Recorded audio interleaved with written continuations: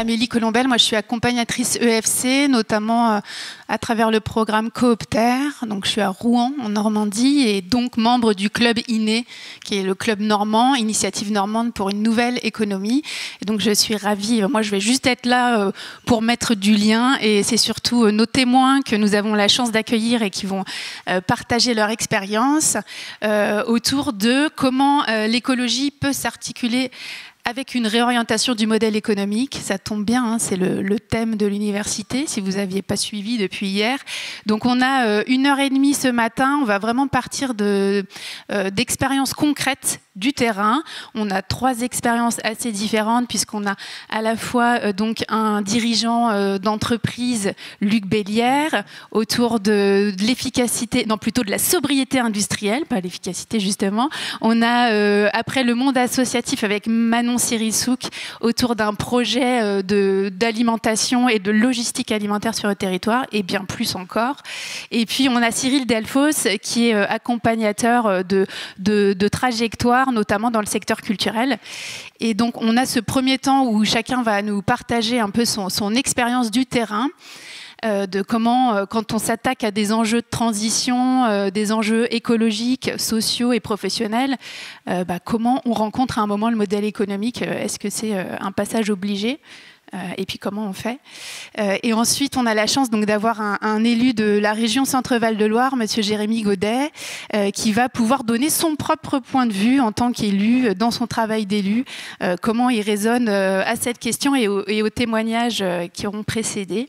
Et donc, sans plus attendre, je vous propose de commencer avec notre premier témoin, Monsieur Luc Bellière. Donc vous êtes le dirigeant d'Annabelle Group, qui est un groupe de PME organisé autour de la sobriété industrielle. Est-ce que vous pouvez vous présenter et puis nous en dire un peu plus sur vos activités et les valeurs du groupe ?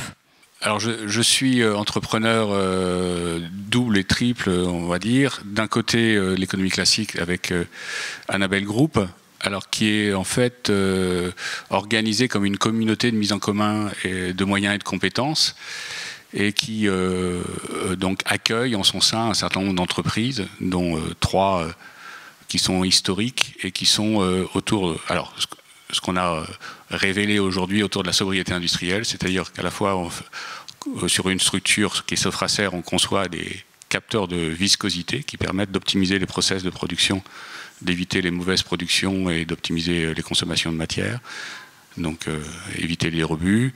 Anaël, qui est une société qui vend des produits, des analyseurs en ligne, donc qui est autre que celle de Sofracer, et aussi mesure de pollution, enfin sur les eaux de rejet en continu aussi. Donc on est vraiment pour rendre les industries un peu plus vertueuses.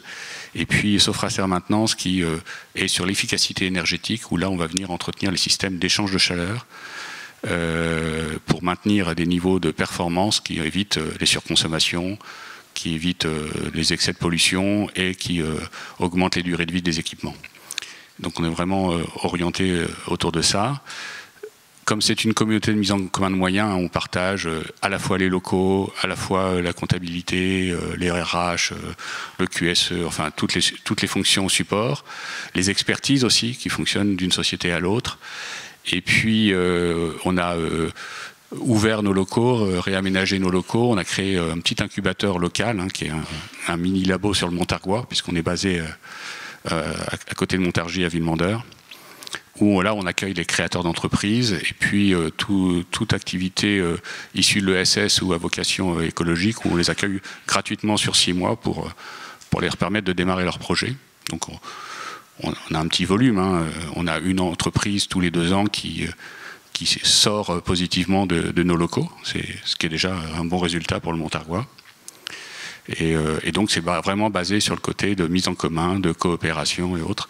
Et donc ce modèle coopératif qui fonctionne bien, ce que j'ai oublié de vous dire, c'est que j'ai donné la majorité du capital aux salariés des sociétés qui composent. Comme ça, ils ont le contrôle sur leur outil de production et je ne peux pas spéculer sur eux. Et donc c'est un mode alternatif entre l'entreprise classique capitalistique de base et la SCOP, puisque les salariés étaient effrayés par le modèle de SCOP.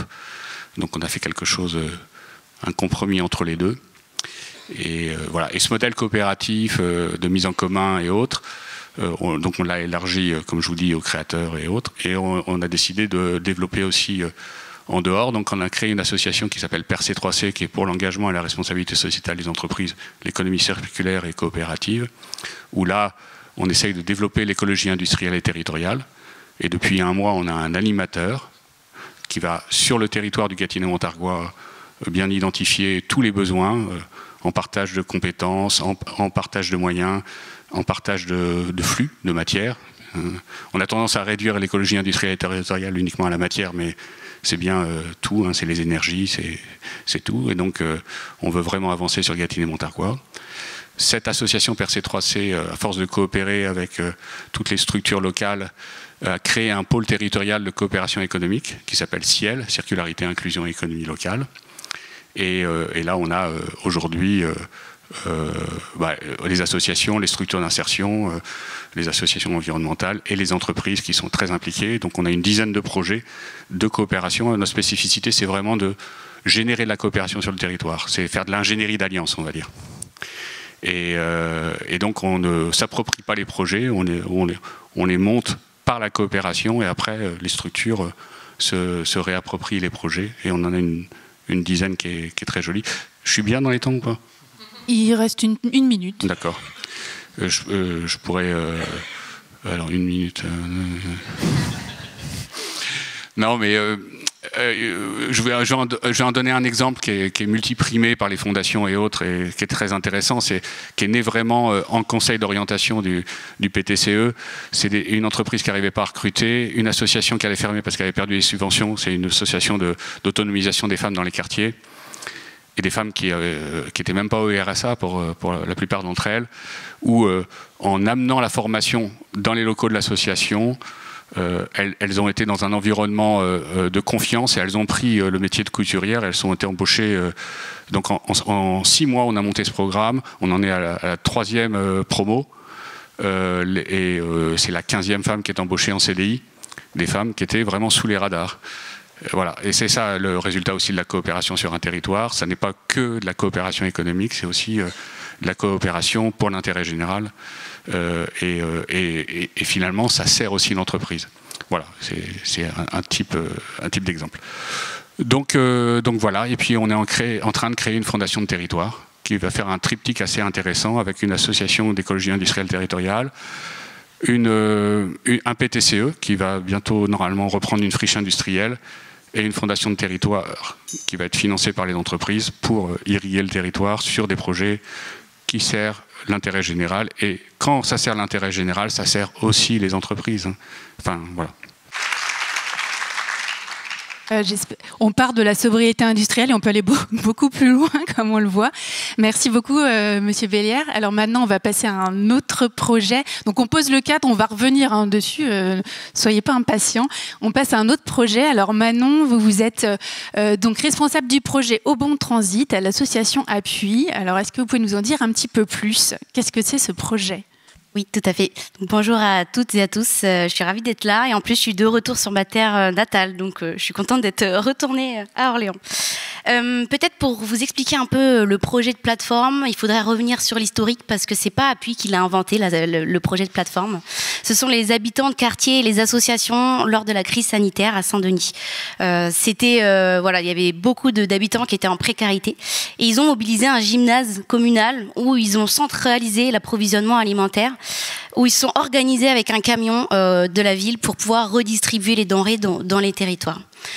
Donc après le confinement, chacun a dû retourner à leurs activités. D'autres habitants ont souhaité se structurer en association, mais il n'y avait pas de porteur pour que cette initiative perdure. D'où la sollicitation de Appui qui fait du développement local en Seine-Saint-Denis depuis un petit bout de temps. Et il y avait cette envie que, à la fois, cette coopération qui s'était construite perdure. Et en même temps qu'on essayait d'assurer une certaine sécurité alimentaire sur le territoire pour gérer ce genre de crise, quoi.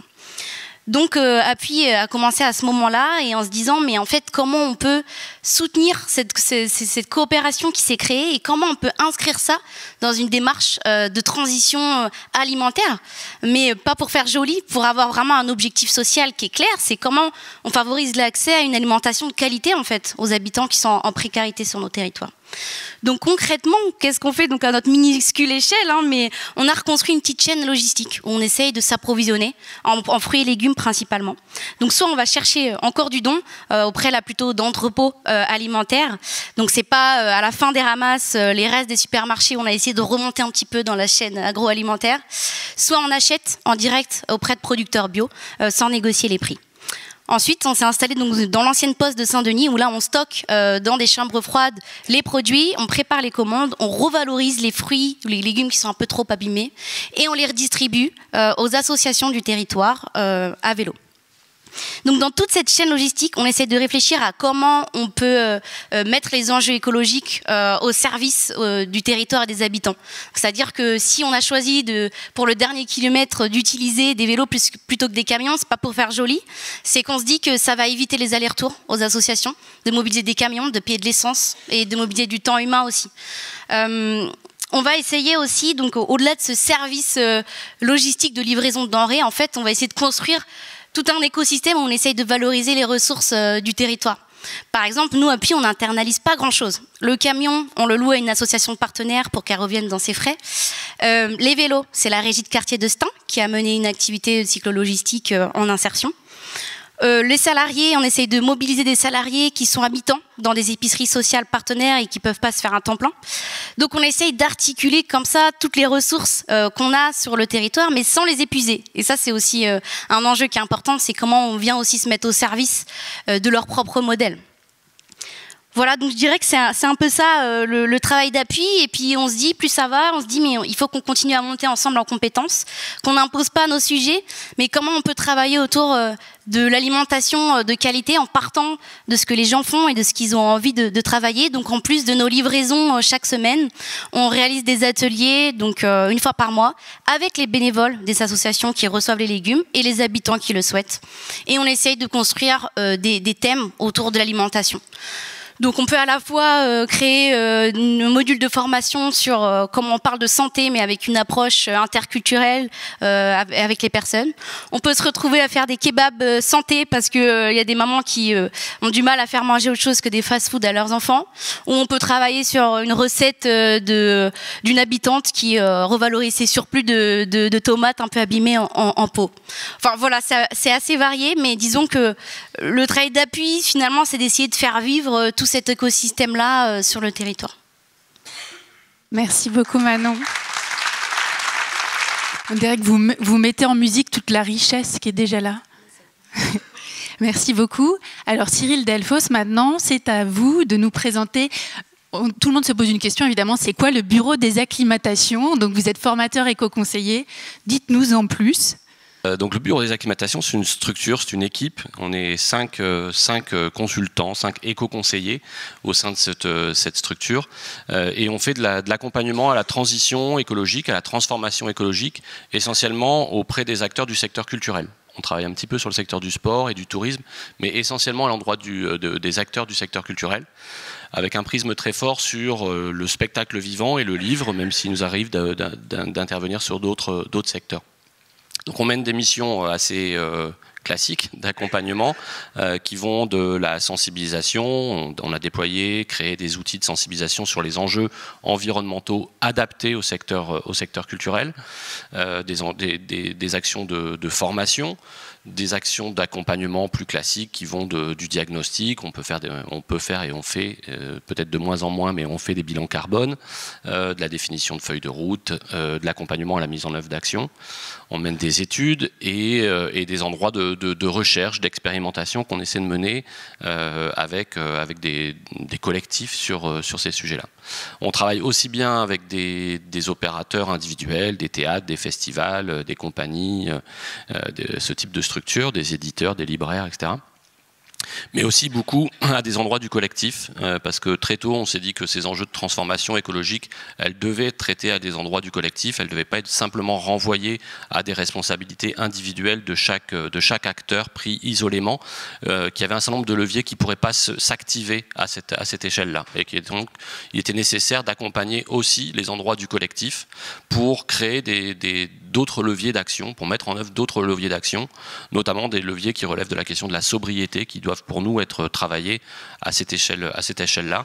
Donc ça peut être des réseaux à l'échelle des territoires, mais ça peut être aussi des réseaux filières, ça peut être des fédérations, ça peut être des syndicats, ça peut être des associations. On accompagne en ce moment par exemple l'association des scènes nationales, l'association des centres dramatiques nationaux, pour vraiment pouvoir porter ces sujets-là à la fois à l'échelle de chacune des structures, mais à l'échelle de ce qui peut être mené collectivement. Donc ça, c'est nos deux gros volets. Et on travaille aussi beaucoup auprès de la puissance publique, un peu dans la même logique de se dire c'est facile de poser des nouvelles obligations, des nouveaux engagements, des nouvelles presque contraintes à l'endroit des acteurs et des acteurs culturels. Mais en fait, il y a une nécessité aussi à repenser le cadre dans lequel s'inscrit leur action.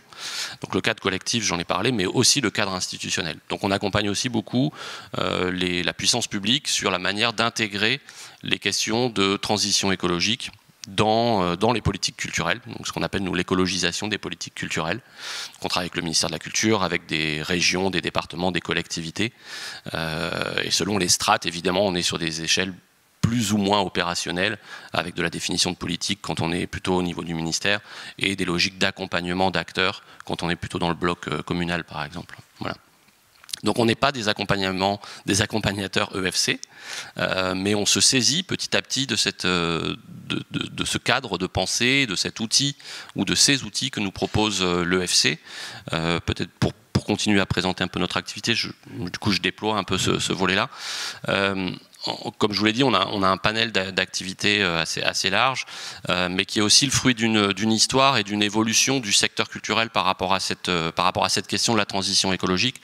On a commencé plutôt avec des questions de sensibilisation, parce qu'il y a 3 ou 4 ans, la structure a 3 ans, le secteur culturel se posait encore la question de sa relation avec les enjeux environnementaux. Certes, il y avait une compréhension de la question de la relation aux ressources, mais franchement, des petits poussés, c'est pas notre sujet, quoi. La question de la transition écologique, ça va, c'est les gros, c'est les méchants. Nous, on fait de la culture, donc voilà. Donc il y a eu une première étape de sensibilisation, de la compréhension que même si on crée des œuvres de l'esprit, qui sont des œuvres immatérielles, tout ça repose bien sur une matérialité, et que cette matérialité, elle a des conséquences, évidemment, en termes d'impact environnemental. Ça a été notre première étape. La deuxième étape, une fois que globalement on avait acquis ou qu'on avait partagé cette nécessité pour le secteur culturel de venir questionner ces enjeux environnementaux, la question qui s'est posée, c'est ok, très bien, on a compris, il faut qu'on fasse quelque chose, on fait quoi?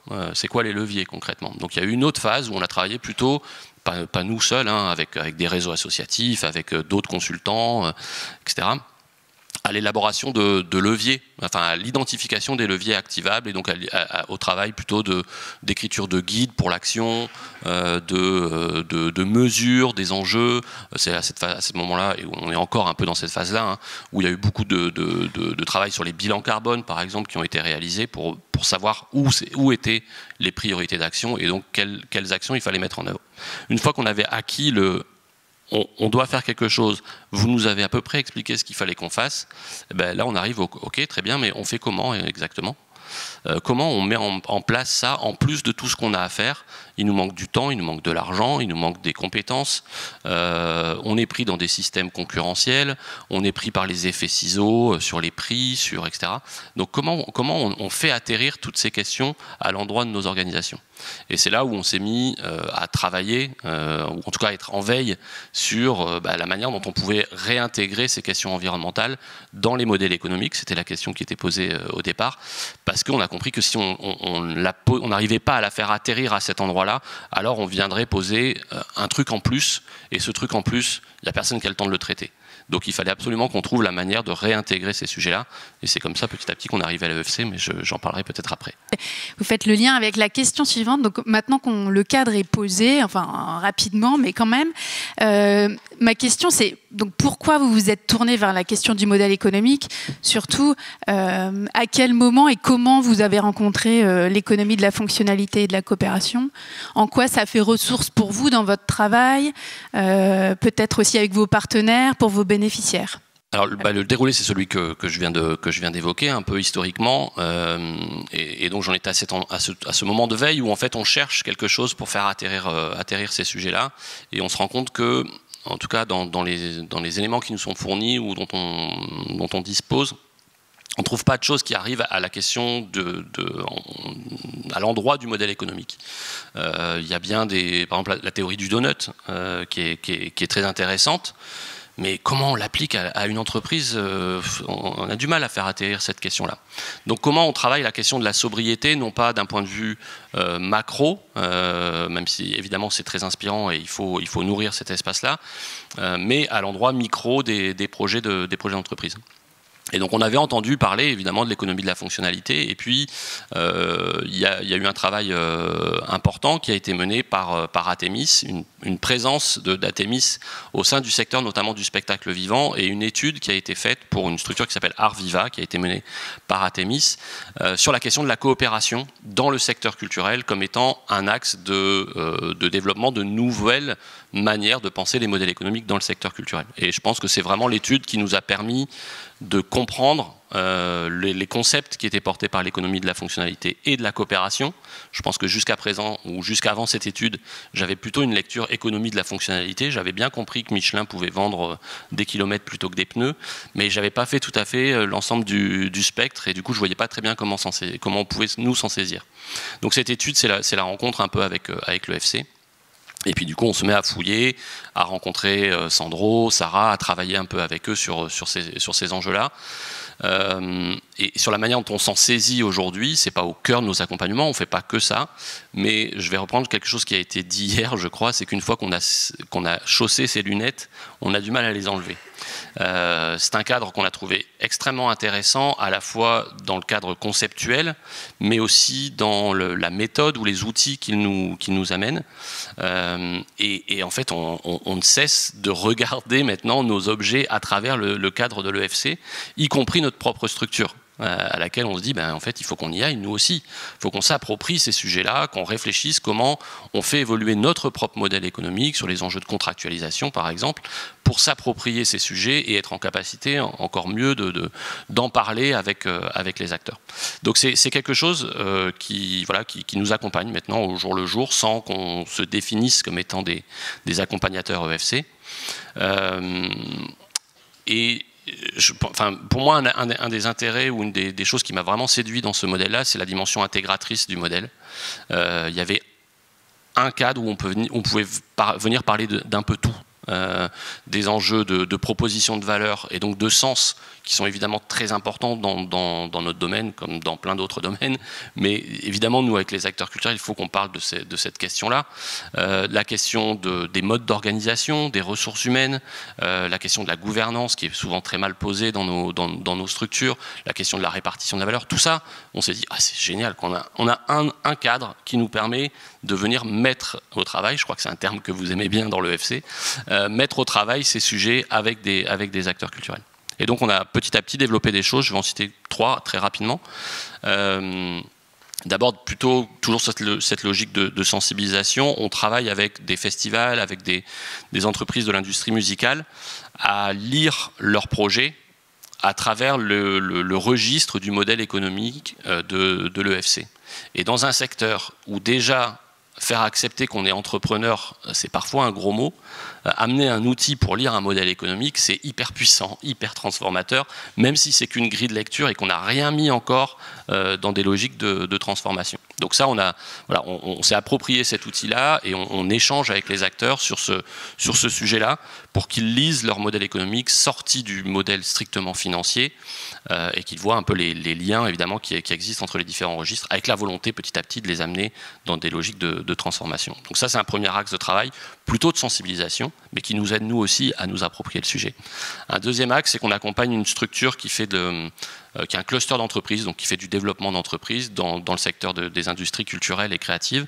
Et on travaille là aussi avec Athemis à accompagner cette structure avec un prisme un peu différent. C'est que c'est un opérateur territorial qui réunit des acteurs à l'échelle de son territoire pour soutenir le développement économique.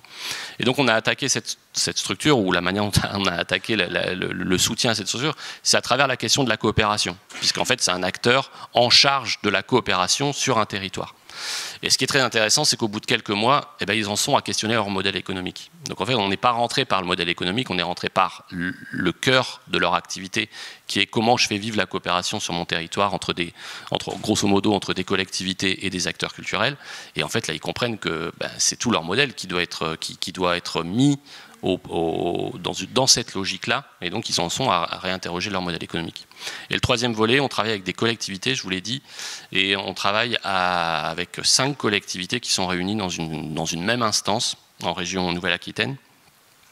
Et là, pareil, on s'est mis au travail avec eux sur les enjeux de coopération et sur les questions d'évaluation, et notamment sur l'évaluation des démarches de transition écologique avec des collectivités qui nous disent en fait, la question de la transition écologique, on ne va pas la résumer à des indicateurs. De toute façon, on n'est pas capable aujourd'hui de les fixer, les indicateurs. On n'est pas capable de fixer les objectifs chiffrés à atteindre parce qu'on manque de mesures, parce qu'on manque de plein de choses. Mais par contre, on ne sait pas faire vraiment autre chose comme forme d'évaluation. On ne sait pas sortir de nos outils qui sont des outils plutôt d'évaluation quantitative.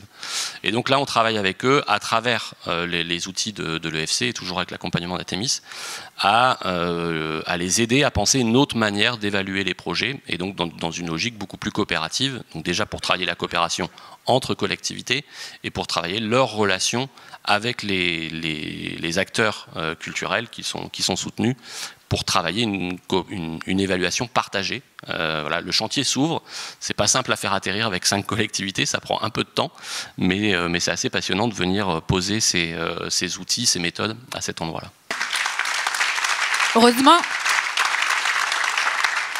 Heureusement que vous précisez que vous n'êtes pas accompagnateur EFC, parce que sinon on n'aurait pas remarqué. Peut-être pour la suite, Monsieur Bellière, de revenir un peu sur comment vous avez expérimenté l'EFC dans votre activité. Alors c'est un parcours très personnel. Au tout début des années 2000, je quitte mon poste de professeur dans une école d'ingénieurs de l'Ouest pour venir diriger une entreprise du Montargois. J'avoue que j'avais peut-être un peu de mal à prendre la dimension de dirigeant d'entreprise. Moi j'étais scientifique, hein, et le management c'était quelque chose de nouveau, et je me retrouvais pas dans le milieu professionnel. J'avais eu la chance de rencontrer un mouvement qui, par le passé, j'avais travaillé quand j'étais à l'école d'ingénieur avec des dirigeants d'entreprises vraiment engagés et qui m'avaient beaucoup plu. Donc arrivé ici, j'ai rejoint le CJD, le Centre des jeunes dirigeants d'entreprise. Je crois qu'il y a quelques personnes ici qui connaissent. Oui, c'est le sondage qu'on n'a pas fait hier. Qui est ou a été membre du CJD ici dans la salle? Vous pouvez lever la main, on vous voit quand même. Oh, il n'y en a pas tant de ça. J'ai l'impression qu'ils ont fait la fête hier soir, peut-être. Oui, c'est ça. Parce que hier, il y en avait plus. Hein. Alors, j'ai eu 2 parcours parallèles, à la fois un parcours de réflexion avec le CJD, puis à la fois un parcours de transformation de l'entreprise de manière très empirique au démarrage. Le parcours avec le CJD, c'est que je suis arrivé au moment où Sylvain Brozard lançait la performance globale, Enfin, je suis arrivé un petit peu avant, mais c'était le moment. Donc, j'ai fait partie des premières entreprises à expérimenter la performance globale. Et avec des volets sociaux et sociétaux très développés au CJD, mais un volet environnemental très pauvre. Et ce que j'ai signalé à Sylvain Brozard, qui m'a encouragé à monter une commission de travail nationale sur le sujet, qu'on a appelé Défi écologique. Et puis, donc, sensibilisation, on a travaillé à faire des conférences alarmistes et autres. Et il y a un truc qui ne va pas quand on est alarmiste, c'est que c'est exactement ce que Cyril disait tout à l'heure. Entre quand on voit les chiffres et puis quand on voit ce qu'on doit faire, il manque un chaînon, c'est-à-dire comment on passe à l'acte. Donc on a travaillé avec 4 JD, un de Saint-Malo, Jean-François Gobichon, un de Toulouse. Il y a des Occitans dans la salle. Stéphane Hamon, et puis un de Grenoble, Philippe Veil, pardon. Et on s'est dit, bon, il faut qu'on trouve des choses. Alors moi, j'avais vécu au Danemark, j'ai ramené la symbiose industrielle, et puis on a étudié un peu de littérature, et donc on a vu que c'était la sobriété, finalement, le maître mot. On a travaillé sur les 3 R, enfin pour réduire le cycle, donc l'économie circulaire et autres. Et on a amené le concept qui était naissant dans des publications récentes de la fonctionnalité au sein du mouvement. Donc ça a été extrêmement intéressant. Et parallèlement à ça, donc moi j'ai toujours besoin de trouver du sens dans ce que je fais. Vous avez dû le comprendre avec ma présentation initiale. Et de se dire, moi j'arrivais diriger une entreprise qui faisait du nettoyage industriel et qui faisaient du matériel pour l'industrie. Voilà. Et de me dire, ça, c'est pas satisfaisant. En quoi est-ce que moi, je sers le monde en faisant un business comme ça? J'avais envie d'élévation un petit peu, et donc j'ai retravaillé sur le modèle pour dire, bah voilà, quand on fait du nettoyage industriel, on travaille quoi? On fait du traitement de surface. Quand on fait du traitement... Et finalement, on travaillait beaucoup sur les systèmes thermiques, et donc nettoyer les surfaces d'échange, on retire les dépôts qui agissent comme des isolants, et de se dire, ben non, en fait, on ne fait pas du nettoyage industriel, on travaille pour l'efficacité énergétique. Donc déjà, ça, c'est un changement de paradigme. Et puis de se dire, oui, mais qu'est-ce qui nous différencie de gens qui font du nettoyage industriel ou de nos concurrents? Eh ben, nous, on s'est dit, finalement, on ne va pas vendre de la prestation, on va vendre un résultat, déjà. Donc c'était déjà une transformation aussi dans ces années-là. Et donc on se dit, bah, nous, quand on a dépassé notre quota d'heures, si on a dit qu'on passerait 3 jours à nettoyer une biomasse et puis qu'elle est encore sale, eh ben, c'est pas grave, on revient, et puis c'est à nos frais, c'est que la prochaine fois, on évaluera mieux, et puis c'est tout. Mais on rend une biomasse qui est en rendement optimum et pas à moitié parce qu'on a passé trop de temps. Voilà, c'est un peu les transformations comme ça. Ou sur les conceptions de capteurs, on a autour passé à la moulinette de l'éco-conception, de l'ACV, enfin l'ACV méthode Bélière, hein, donc pas tout à fait hyper rigoureux, et ça m'a pas coûté très cher, mais ça va coûter du temps. Mais voilà, et c'est ces transformations-là. Et puis on a travaillé aussi sur de dire, on vendait des viscosimètres, mais moi j'ai beaucoup regardé sur de dire qu'est-ce que le client utilise. Et finalement, dans l'agroalimentaire, il a besoin de connaître le pourcentage d'extrait sec et pas la viscosité. Donc de retravailler sur les corrélations, de travailler sur le message, de se dire, voilà, il faut fournir au client ce dont il a besoin. Et puis ce dont il a besoin, c'est pas forcément de l'appareil. Donc on a essayé de travailler sur de la location, ce qui n'a pas été simple, et on y reviendra tout à l'heure, je pense. Voilà le parcours, la transformation. Et puis après, vous avez compris, il y a tout le travail de dire, quand le dirigeant il décide quelque chose, les gens le suivent parce qu'ils ont à peu près confiance en lui, et qu'il a l'air de savoir où il va, ce qui n'est pas toujours le cas. Mais les gens restent derrière, et j'ai pas vocation à être petit cheval blanc, et puis d'être ou en haut d'une pyramide et tout seul, et donc mon ADN, c'est vraiment la coopération. Donc j'ai voulu transformer mon groupe d'entreprise en associant tout le monde, histoire que tout le monde se sente en responsabilité, mais se sente avoir le pouvoir. Et c'est ça qui est... C'est-à-dire que quand on délègue une responsabilité mais qu'on ne donne pas le pouvoir, c'est toujours délicat. Et comme je veux déléguer la responsabilité du bon fonctionnement des entreprises à mes équipes, j'ai été obligé, dans le processus mental dans lequel j'étais obligé de leur donner le pouvoir. Et le pouvoir, c'est de dire, ils s'engagent dans une entreprise, mais il ne faut pas que du jour au lendemain, je puisse vendre l'entreprise et puis qu'ils se retrouvent orphelins d'un projet commun. Et non, le projet commun, ils vont en être garants, eux. Et donc c'est pour ça qu'ils ont la majorité du capital aujourd'hui. Mais dans l'histoire, j'ai aussi associé des clients, j'ai aussi associé des fournisseurs. Mais voilà, les parties prenantes impactantes. Voilà sur le parcours, en fait, et en quoi la réflexion sur la fonctionnalité, l'usage, la performance, la fonction ont évolué. Donc c'était à la fois une réflexion théorique, qui était parallèle à, finalement, quand on met du bon sens dans ce qu'on veut faire et qu'on veut mettre du sens, en fait, plus que du bon sens, quand on veut mettre du sens dans ce qu'on fait, on y vient naturellement. Enfin, c'est ce que je crois. Alors après, c'est bien d'avoir des méthodes, et ça nous aide, ça nous fait gagner du temps. Donc en fait, là, vous parliez de vos clients, notamment qui ont des installations de chauffage. Donc vous vendez plus du nettoyage industriel, mais plutôt une performance d'usage. Et peut-être que vous allez nous parler un peu plus tard de comment ça se passe vis-à-vis d'eux quand vous essayez de changer justement ce rapport. Oui, on anticipe sur la 3e étape. Tout petit peu pour poser le décart, pour que peut-être chacun comprenne bien en fait qui sont vos clients et comment ils sont en lien avec vous et avec d'autres. On va prendre l'exemple de la performance énergétique, ou de l'efficience. C'est vraiment le sujet, on va dire, qui est le plus vivace encore aujourd'hui sur ça. Nos clients, ce sont des gens qui fournissent des énergies aux collectivités, aux industries. C'est Engie, Dalkia, Coriance, enfin IDEX, enfin tous ces gens-là. Donc ce sont des gros qui ont des capacités à comprendre le système. Hein.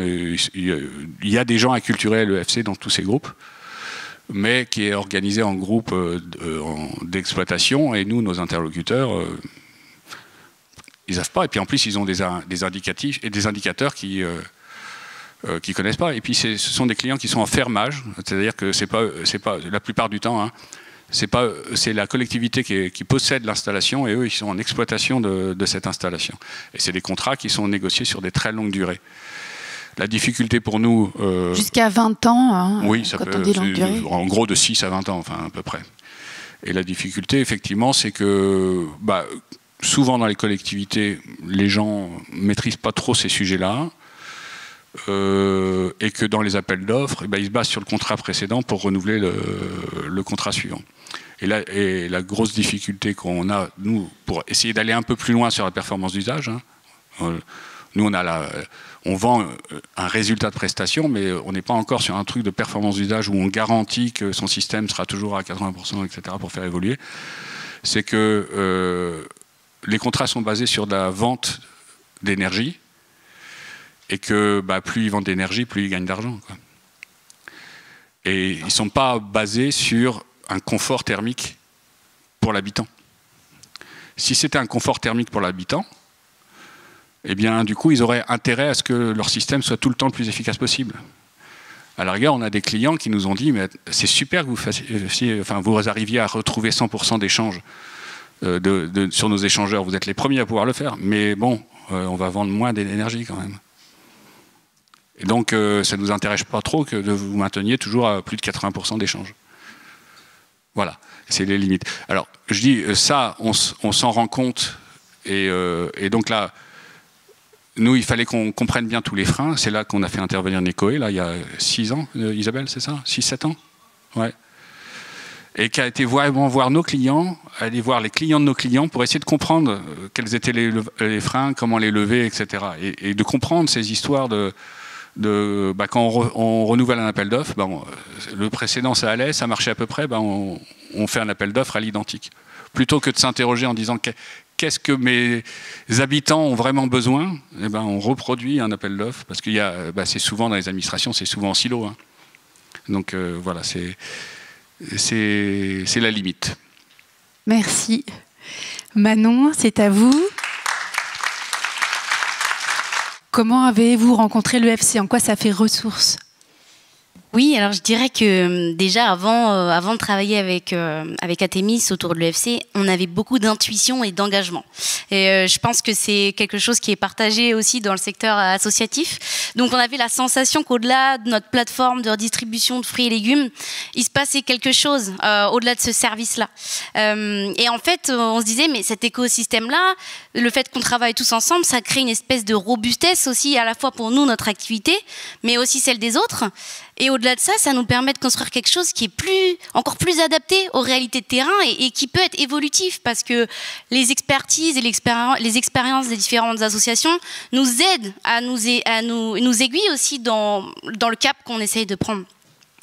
Si je prends un exemple des associations de quartier et des habitants avec qui on travaille, nous, elles nous aident constamment à faire évoluer aussi nos récits de l'écologie. On entend souvent que finalement les personnes en précarité, ça les intéresse pas les sujets de l'écologie. Mais est-ce qu'on s'est vraiment intéressé à leur centre d'intérêt, à ce qui les anime, à ce qu'elles font au quotidien, sans être dans le jugement et sans non plus être dans le misérabilisme? Et quand on va creuser ça, on se rend compte qu'elles ont des pratiques alimentaires durables. Elles font du groupement d'achat. Ce qu'on appelle aujourd'hui le batch cooking existe depuis des années et des années. Elles ont des techniques de cuisine collective et aussi, surtout, elles veulent la qualité alimentaire. Et elles ont des exigences de goût, de recettes, etc. Donc je m'emballe un petit peu, mais tout ça pour vous dire que quand on prend en compte, si on avait redistribué nous-mêmes nos petits légumes, on n'aurait pas pris en compte avec finesse les spécificités de chaque association, les besoins des habitants. On aurait été sûrement passé à côté de quelque chose aussi. Et donc, ça nous emmène à construire un autre discours en partant de ces structures-là et en se disant, mais c'est vous qui êtes experte sur ce domaine-là, comment on peut venir vous soutenir? Et comment on peut articuler ça au producteur qui, lui, a besoin de construire son modèle économique et de vendre ses pommes de terre, pas à 80 centimes le kilo. Donc c'est articuler tout ça et en fait dans notre quotidien on a ces intuitions-là. Mais pourquoi on fait appel à des recherches comme l'EFC? C'est pour nous aider en fait à structurer notre discours et à professionnaliser aussi nos intuitions.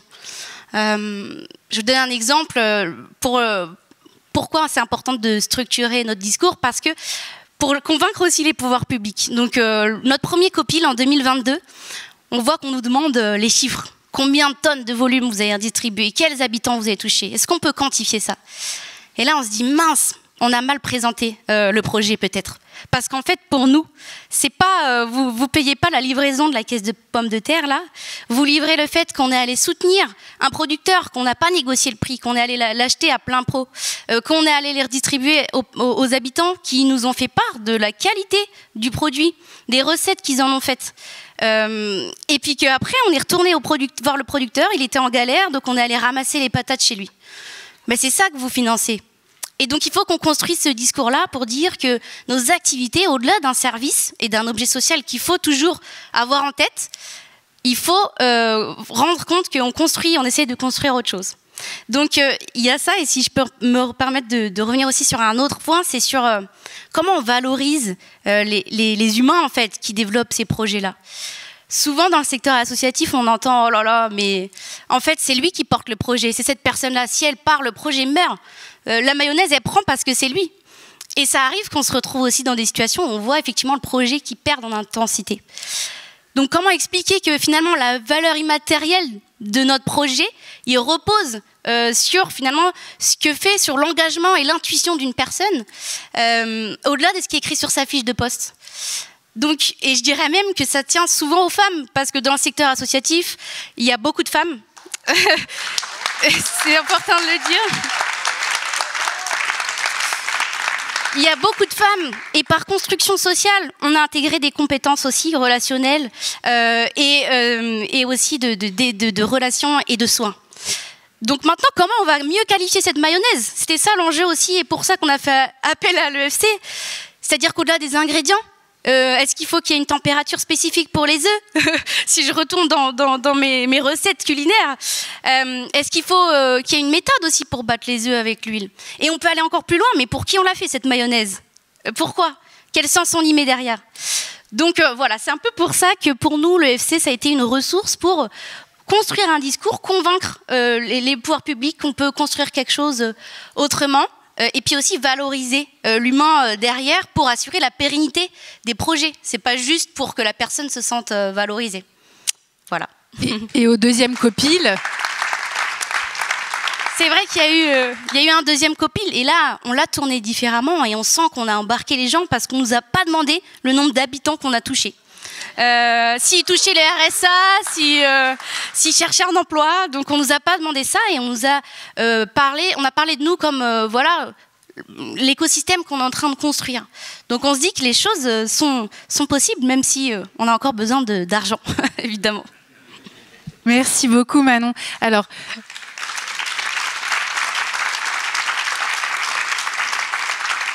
la deuxième question, assez rapidement, avant de passer la parole à Monsieur Godet. On voit que vous êtes donc tous les trois sur ce chemin, sur la trajectoire de réorienter le modèle économique ou les modèles, de faire ça ensemble sur les territoires. Malgré tout, donc il y a des réussites, mais il y a encore des difficultés. S'il y avait une ou deux difficultés, sujets que vous aimeriez mettre au travail, en plus là c'est le moment et la communauté est là, collectivement, ça serait quoi? Manon, si vous voulez poursuivre. Oui, il y en a, évidemment, parce que dans un projet comme ça, on est toujours en train d'arbitrer entre le cap qu'on voit, c'est-à-dire comment on va construire à contre-courant un autre modèle économique et écologique d'un projet social, et en même temps, on est tout le temps pris par nos réalités, c'est-à-dire on n'a pas de financement pérenne, donc on passe tous les ans du temps à essayer de trouver des financements.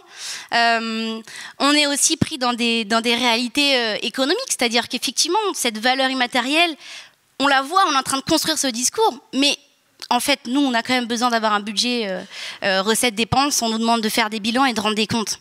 Donc, comment on va aussi au-delà de ça pour que cette coopération, ce travail autour de l'écologie, ils nous permettent, ils soient investis dans des outils très concrets d'arbitrage pour nous dans nos projets. Et là, on essaye d'articuler du coup l'EFC avec la comptabilité CARE parce que on se dit que peut-être ça va nous aider à aller même presque jusqu'aux chiffres. Alors pas pour être donc la comptabilité CARE, elle voilà mesure aussi les différents capitaux dans notre projet. Elle a construit un outil très opérationnel sur concrètement comment on vérifie qu'on n'est pas en train d'abîmer les humains et la planète. Donc on essaie d'articuler avec cette recherche-là pour se dire, voilà, on a besoin d'un petit outil encore en plus pour convaincre parce que les collectivités, nos financeurs, ils nous demandent des chiffres. Donc on est encore coincé là-dedans. Monsieur Bellière. Ouais, alors moi j'ai 3 sujets. Bon, le premier, c'est on a essayé de faire de la location d'instruments, comme je vous le disais. Et effectivement, n'étant pas établissement financier, ça posait plein de problèmes. Donc nos experts comptables nous ont dit, oh là, pas trop. Donc le développement de la partie location, enfin, on va dire vente de la mesure, mais sans vente de l'instrument. On a un petit 10% peut-être d'activité là-dessus, mais ça n'a jamais énormément grandi. Puis il y a aussi une question de mentalité. On aime bien le propriétaire de son outil. Hein. Enfin, c'est comme pour la voiture, je pense. Deuxième sujet, c'est ce que je disais, le frein sur lequel on a travaillé avec Necoe. Qu'est-ce qui, dans le processus de nos donneurs d'ordre, les empêche, parce qu'on arrive de plus en plus à avoir des interlocuteurs qui sont ouverts à ces sujets, des directeurs d'exploitation qui montent d'ailleurs et qui nous emmènent avec eux. C'est comme ça qu'on fait notre croissance, nous, c'est par la satisfaction de nos clients. Mais et donc des gens qu'on a réussi à acculturer progressivement, donc qui sont intéressés, mais qui ont la limite des contrats qu'ils ont de fermage et d'exploitation. Et pourtant, toute la connaissance est présente dans ces groupes. C'est ça il y a vraiment un truc entre la tête et les jambes qui est déconnecté et qui est dommage.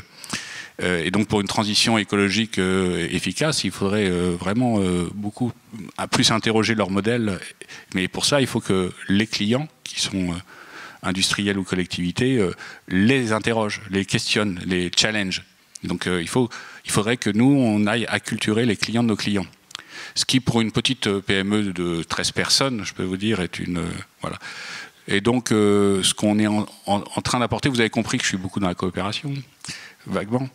Et ben, j'essaye depuis très longtemps de créer un réseau d'entreprises qui ait la même finalité que nous. Donc, on a déjà des coopérations assez informelles, mais on essaye d'avancer dans la formalisation.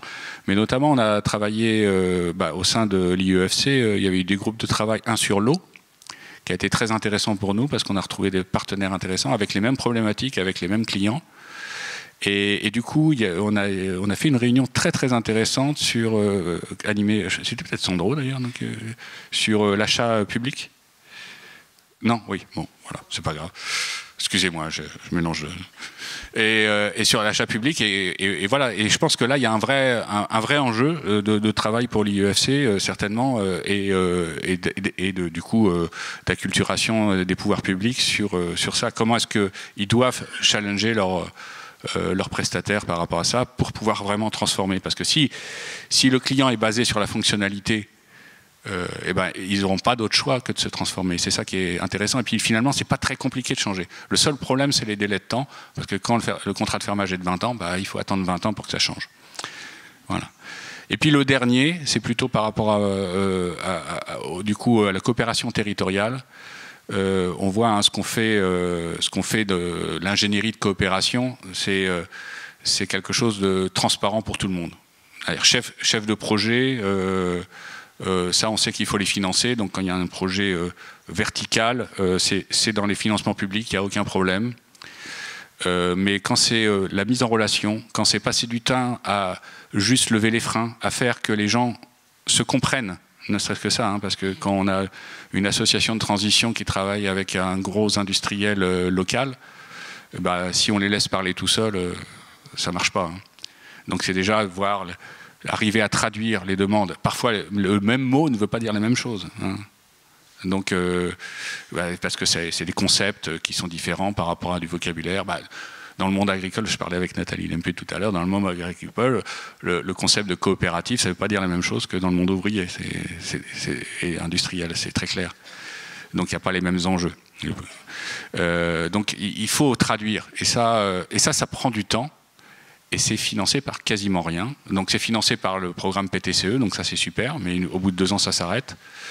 Nous on a la chance d'être dans une région ici, mais je sais qu'il y en a d'autres régions. Donc je dis pas ça parce que c'est pas parce que Jérémy est là, parce qu'il y est pour rien, ça existait déjà, mais enfin pour rien, si, un petit peu. Mais ça existait avant, mais qui arrive à financer aussi, hein, avec un programme Capasso qui finance 50% du salaire d'un CDI dans une association. Donc on arrive.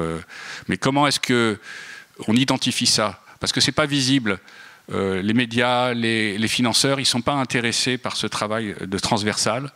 Ce qu'ils voient, c'est le résultat. Quand ils viennent voir filmer, que ce soit les médias nationaux ou locaux, dans les locaux de l'association, les femmes qui sont en train d'apprendre, et qu'on leur dit, c'est le résultat d'une coopération territoriale dans laquelle le réseau de bus s'est adapté, les associations de transition ont formé à l'informatique les femmes, etc. Enfin, dans lequel il y a du multi-acteur, et ça les intéresse pas. Ils veulent voir le résultat et d'ailleurs ils disent ça ne nous intéresse pas. Donc, quelle visibilité? S'il n'y a pas de visibilité, quel financement? C'est toujours difficile, quoi. Oui, on revient à comment donner à voir la coopération et ce qui est immatériel. Merci pour tenir le timing. Donc Cyril, vous avez 2 minutes. 2 minutes. Et j'avais 3 points moi aussi à aborder. Peut-être moins concrets parce que c'est plutôt des réflexions. Je dirais que en fait, l'endroit où j'ai envie de porter le sujet ou l'attention, c'est le nouveau contexte environnemental dans lequel on se situe et en quoi l'EFC est à la hauteur de ce contexte qui est, je ne vais pas revenir sur les diagnostics, mais qui est grave, suffisamment grave pour réinterroger en fait l'ensemble du fonctionnement de la société. Et donc c'est la question pour moi de la liaison entre croissance et écologisation de notre société. Et autour de ça, pour moi, ça s'articule autour de trois choses que je vais donc aborder très rapidement, d'autant qu'il y en a certaines qui ont déjà été abordées. Le premier, c'est la question de la soutenabilité, la prise en compte des externalités négatives sur l'environnement par la création d'une activité économique. Et là, l'EFC vient vraiment proposer un cadre hyper intéressant qui dit, en fait, il ne faut pas traiter les externalités uniquement pour traiter les externalités, il faut repenser les modes de production et donc on propose une autre manière de produire à travers ce modèle économique qu'est l'EFC. Et donc là, moi, je trouve ça extrêmement pertinent. Il y a quand même des limites qui ont été évoquées, ou en tout cas des endroits de démonstration qui, moi, m'interrogent encore, mais encore une fois, ça fait que quelques mois que je manie cet outil. Sur les questions de découplage qui ont été évoquées hier, sur les risques d'effet rebond, sur ce que vous venez d'évoquer, de comment on valorise les externalités positives ou les économies d'externalités négatives qui ne sont pas parvenues. Donc là, il y a plutôt des enjeux, à mon avis, de démonstration à cet endroit de la soutenabilité, en tout cas que moi j'ai besoin de fouiller. Il y a un deuxième enjeu qui est celui que je dirais plutôt autour de la question de la souhaitabilité, au-delà de la question de la soutenabilité. Ça a été un petit peu évoqué aussi hier, et je dirais que c'est une articulation entre la question de la proposition de valeur ou la définition de la valeur et la question de l'utilité sociétale et environnementale des projets. Ça a été évoqué hier à travers la question de la publicité. Est-ce que la publicité demain, c'est pertinent dans le monde dans lequel on doit vivre demain? On a été soft, en fait, on l'a posé à l'endroit de la publicité, mais ça se pose à plein d'autres endroits. L'armement, le numérique, il y a des choses extrêmement concrètes aussi de nos vies. Donc est-ce que demain, Dassault, Bolloré, Total peuvent faire de l'EFC comme ils se sont mis à faire de la RSE et à vider la RSE d'une partie de son sens? Voilà, moi je crois qu'il y a un endroit là de réflexion, en tout cas à mener sur en fait sur la souhaitabilité des activités, comment l'EFC peut venir questionner ça, et je crois que c'est à travers l'articulation, comme je le disais, de la valeur et de l'utilité sociétale et environnementale. C'est extrêmement pertinent et transformateur de partager ce qui fait valeur, ce que vous avez extrêmement bien démontré, à l'endroit de sa chaîne de valeur. Mais comment on le fait à l'échelle de la société ? Et ce débat, il faut qu'il ait lieu, en fait. Parce qu'en fait, il y a des choses qui sont plus soutenables, qui sont plus souhaitables. Et donc ça, il faut qu'on puisse le définir. Donc il y a un enjeu sociétal. Et le dernier, pardon, je vais quand même le pitcher parce qu'il me tient à cœur. C'est que non seulement on est dans un contexte où il y a des choses qu'il va falloir réussir à faire durer, donc les enjeux de durabilité.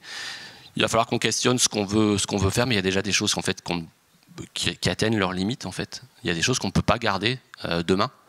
Et donc il y a des enjeux de renoncement, de redirection. Il y a un courant de pensée autour de la question de la redirection écologique qui nous dit, en fait, au vu du cadre dans lequel on se situe, des atteintes graves aux limites planétaires qui constituent les conditions d'habitabilité sur Terre, il ne va pas juste falloir changer nos modes de production.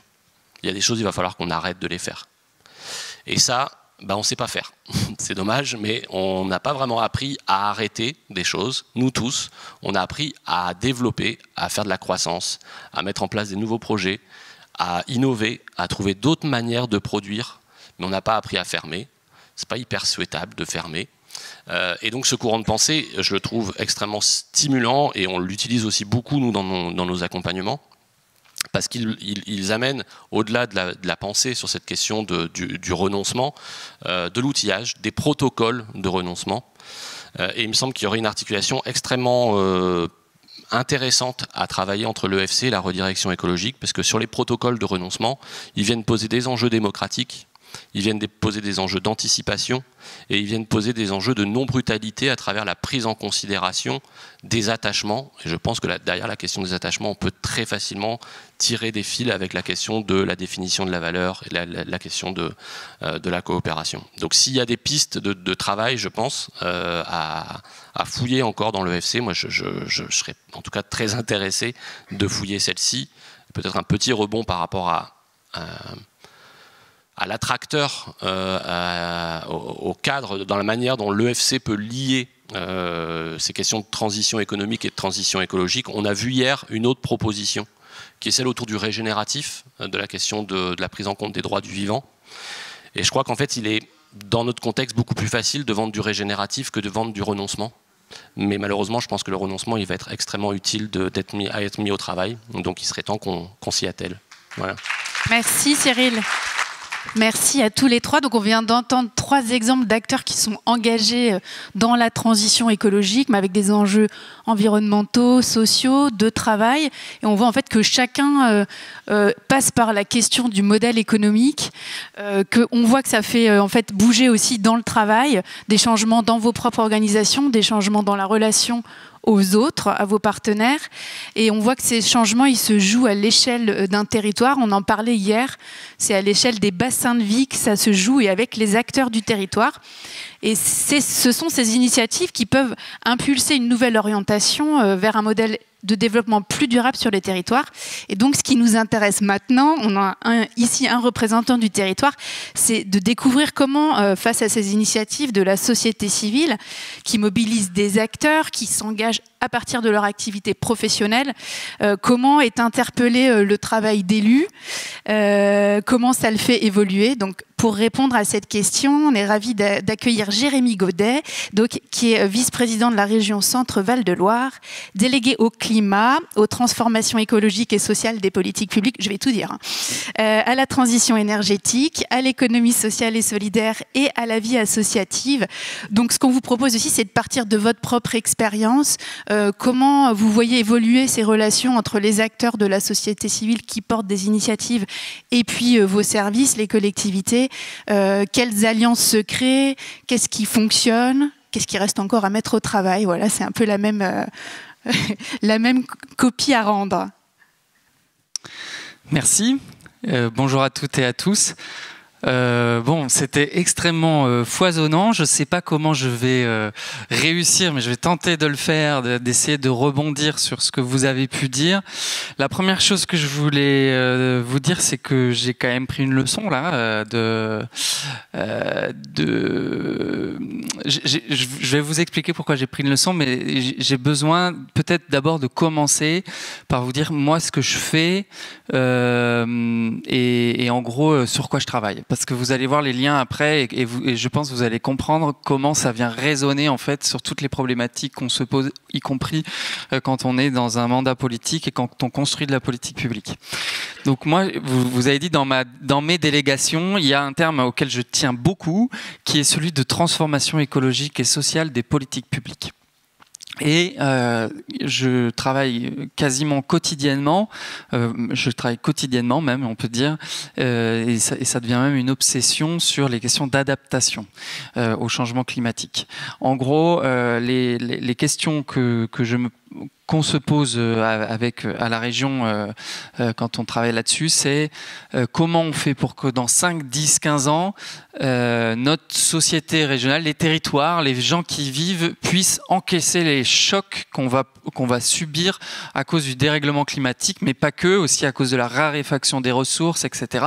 Je pense que vous connaissez assez bien ces sujets-là, mais cette question-là, elle est fondamentale, et je veux commencer par dire qu'on est encore assez peu à la poser comme ça, c'est-à-dire comment les politiques publiques viennent travailler la résilience des territoires. Et donc, je commence par une approche plutôt territoriale, parce qu'il me semble que c'est ça, c'est-à-dire que l'économie, elle est aussi au service de ça. Et quand on voit l'importance que le tissu économique peut avoir dans la vie des territoires, parce que c'est des questions d'emploi, et donc c'est des questions de cohésion sociale, c'est aussi des questions de justice sociale, etc. On sait tout de suite que une des clés de cette capacité d'adaptation, ça va être les entreprises. Et si les entreprises ne sont pas demain en capacité d'absorber ces chocs, ça va être compliqué. Voilà. Alors, et même si elles le sont, ça sera quand même compliqué. Voilà. Donc, je travaille là-dessus. Et donc, moi, j'ai entendu beaucoup de choses qui sont venues percuter mes oreilles. La première chose que je vais commencer par ça. Moi, ce qui m'a marqué, c'est l'initiative que vous portez d'appui qui a commencé pendant la crise sanitaire. Et ça résonne beaucoup là-dessus par rapport à tout ce que je viens de dire pour moi. Parce que, en fait, je crois que c'est de ça qu'il s'agit, et c'est de ça dont il faut qu'on s'inspire. On voit que en situation de crise énorme sanitaire, en réalité, les gens, même si j'aime pas trop ce terme-là, mais les gens imaginent des solutions de crise et s'adaptent très très vite. Et à la suite de ça, il y en a d'autres qui continuent et qui les pérennisent et qui essaient d'en tirer des leçons, qui essaient de capitaliser là-dessus. Et en fait, je pense qu'il y a quelque chose à construire autour de ça. C'est-à-dire comment, dans les politiques publiques, on permet de capitaliser sur toutes ces expériences de résilience. Voilà. La deuxième chose qui m'a beaucoup, qui a beaucoup résonné moi dans ma tête là, c'est la question de l'alliance, des alliances globalement. C'est-à-dire qu'on voit qu'à chaque fois, ça se résout par de la coopération, ça se résout par des stratégies d'alliance, etc. Et des alliances de gens qui sont à la fois du monde économique, mais du monde de la transition écologique, mais aussi des collectivités, etc. Et que donc, je suppose que là, vous avez même parlé de robustesse, c'est-à-dire comment dans ces coopérations-là, ça renforce la robustesse de vos initiatives. Voilà. Et puis, il y a une troisième chose qui m'a semblé important, c'est sortir des cases, inventer tout ce qui était processus d'innovation sociale.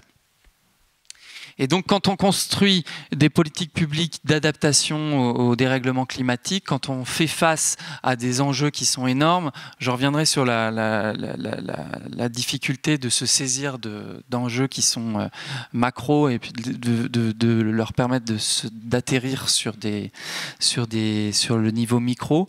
Mais on voit bien qu'en fait, une des questions fondamentales, c'est pas simplement une question de technologie, c'est pas une question juste d'ingénieur qui ferait des plans en disant voilà, il faut économiser tant de gaz à effet de serre, etc.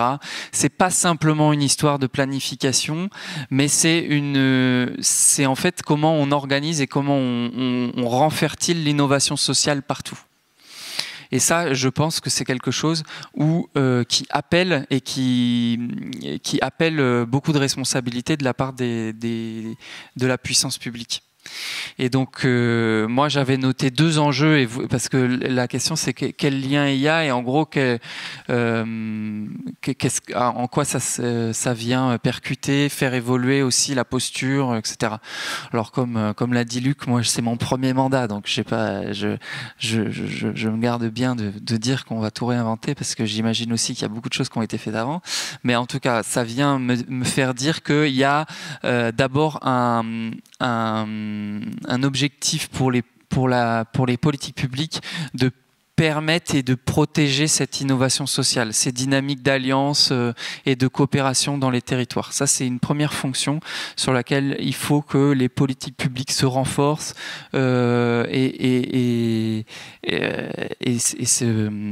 se renforcent, quoi.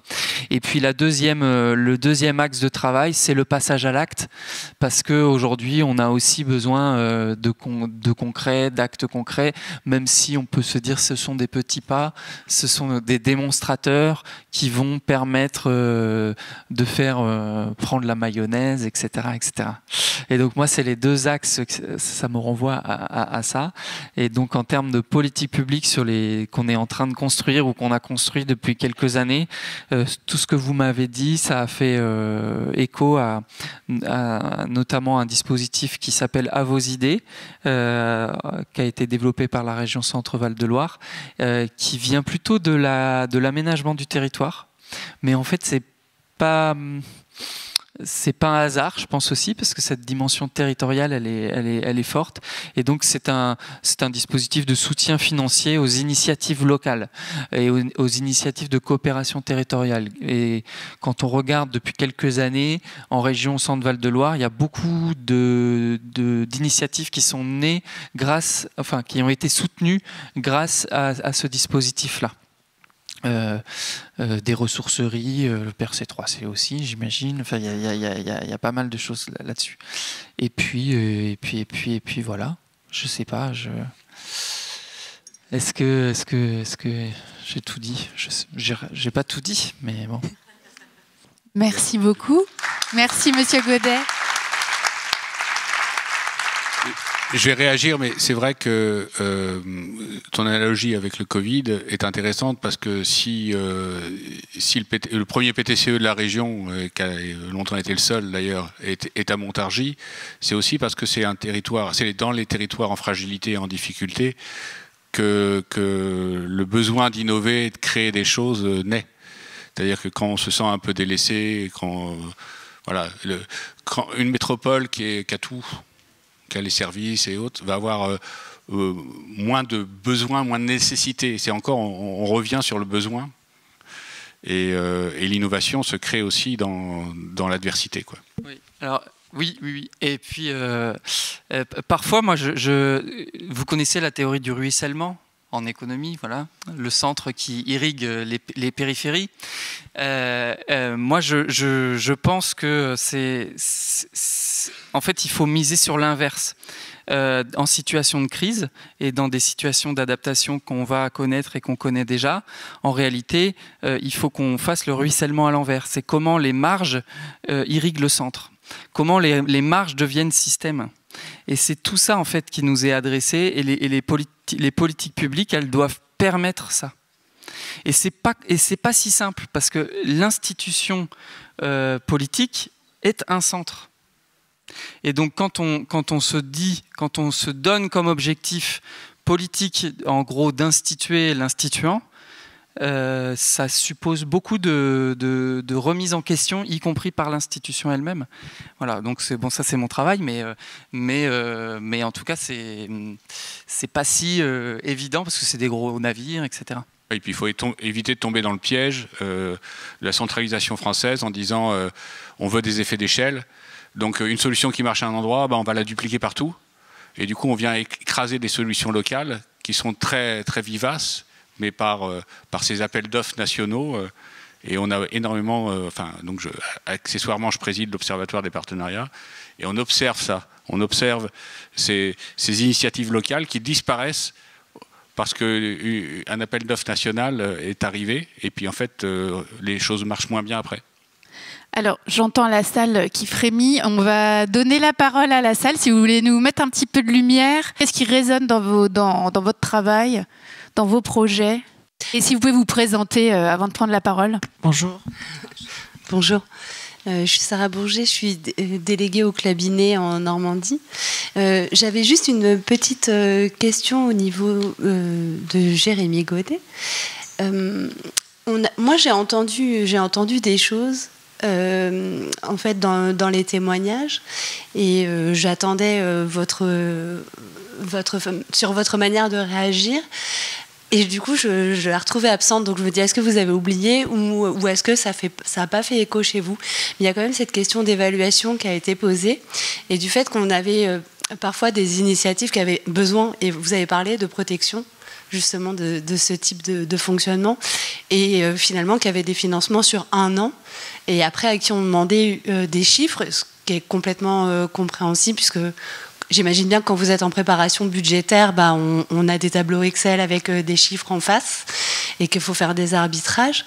Mais c'est vrai que est-ce que ça peut éveiller chez vous peut-être un autre moyen d'évaluer quelque chose et peut-être travailler aussi sur ce commun-là. Qu'est-ce qu'on gagne les uns les autres? C'est quoi les effets utiles en fait pour le territoire et comment on arrive à valoriser ça autrement qu'avec des chiffres pour soutenir ce type d'initiative et leur permettre de durer dans le temps sans courir après des financements chaque année, quoi. C'est un oubli, mais c'est peut-être pas un oubli anodin. Mais ça vient évidemment faire écho à beaucoup de choses parce que on est en période de construction budgétaire. À la région Centre-Val de Loire, on doit trouver 50 millions d'euros. Et on le sait depuis jeudi là. Autant vous dire que c'est plutôt la soupe à la grimace en ce moment. Et que là, moi, je sais pas encore, y compris moi-même, je sais pas comment on fait autrement que avec une évaluation qui serait sur de nouveaux critères, etc. Mais évidemment qu'il faut qu'on réussisse à sortir, à lever le nez en fait, parce que la question que en fait, il nous est demandé aujourd'hui, je ne sais pas si vous avez suivi les débats, mais 5 milliards d'économies avec des principes d'écrêtement, etc. Les régions qui n'ont pas de moyens, on n'a pas d'impôts locaux, donc on est tout à fait dépendant des arbitrages d'un gouvernement et aujourd'hui, on nous demande de faire 50 millions d'économies. Le risque très très fort qui existe, c'est que je dirais pas qu'on panique, mais c'est qu'en fait on ne réussisse pas à se redonner un peu un cap et à lever le nez des chiffres. Et ça s'adresse très concrètement à moi et à mes collègues en ce moment. Mais j'admets que je suis aussi en fait, j'ai le sentiment d'être un peu dans le même bateau là-dessus. Parce qu'on me demande de faire des arbitrages aujourd'hui sur des aspects où j'aimerais bien justement me libérer de ces chaînes-là. Voilà. Mais c'est une question collective et qui doit forcément... je pense qu'on ne fera pas la transformation sans sortir de cette logique, clairement, quoi. Enfin, moi, ça va peut-être être un peu dans le débat croissance-décroissance, moi je crois vraiment que en gros c'est soit la décroissance organisée, soit la récession. Et dans la récession, ça sera pire, je pense. Moi, j'en suis là aujourd'hui dans mes réflexions.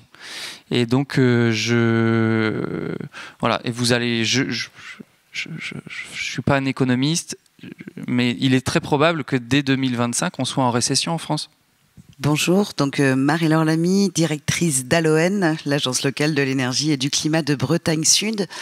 Donc on est sur transition écologique, transition économique, et Cyril Delphos a parlé de renoncement, on cherche des économies là.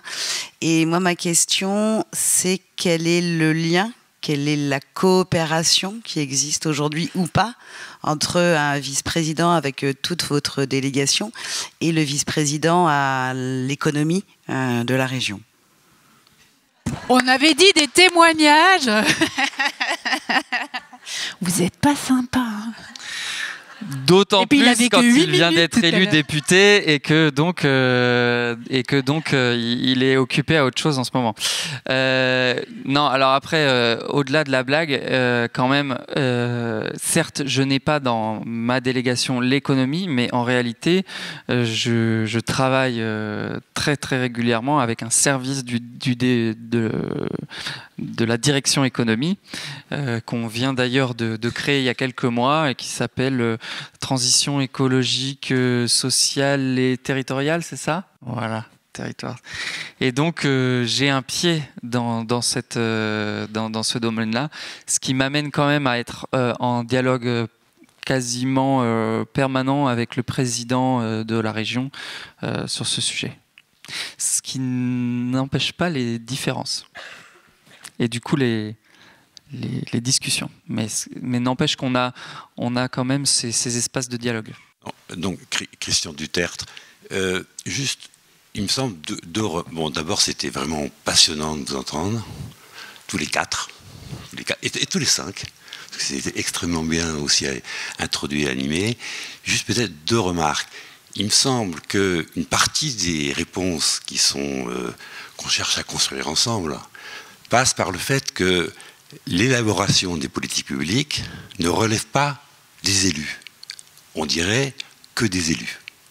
Alors ce matin, on a eu une réunion en parallèle aux ateliers où on s'est réunis justement avec des élus, dont des élus de la région d'Orléans et de Blois, pas très loin, mais d'ailleurs également, sur comment on peut avancer dans l'élaboration de politiques publiques qui mettent en coopération concrètement et directement les élus et personnes comme vous qui portez un certain nombre d'enjeux à la fois sociétaux et économiques dans cette dimension sociétale.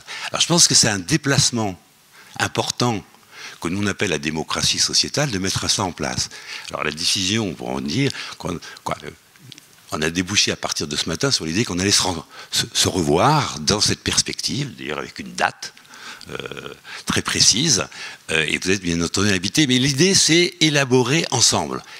Et de telle manière aussi que la charge vis-à-vis de notre ami, parce que j'ai beaucoup apprécié la façon dont vous avez commencé par dire j'ai pris une leçon, après la façon dont vous avez pas contourné les problèmes, vous n'avez pas les réponses, et c'est très, franchement c'est formidable d'entendre un élu s'exprimer publiquement.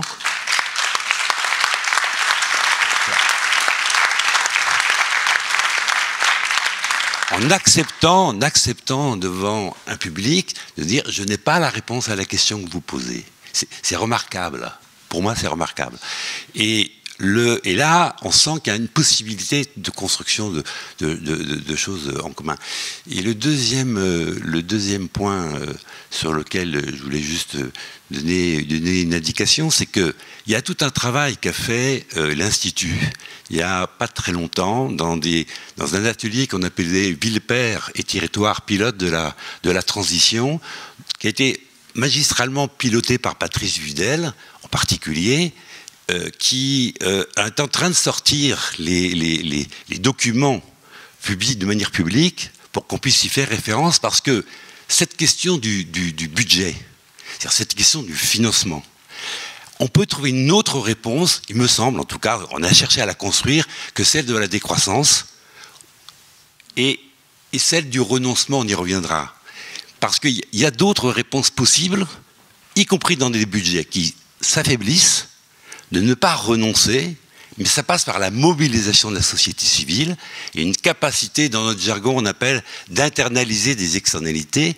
Mais c'est un document qu'il faut qu'on mette en discussion, parce qu'il y a 4 orientations d'ordre financier qui envisagent une orientation, mais pas seulement envisage, qui l'a mise en pratique dans un certain nombre de villes, qui permettent de répondre aux questions de cette contrainte que vous avez donnée.